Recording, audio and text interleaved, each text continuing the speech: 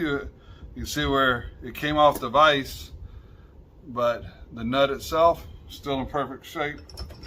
Let's see, it felt like it was just about to strip.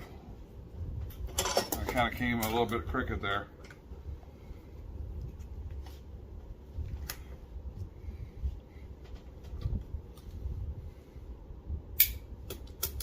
Tighten these up one more click.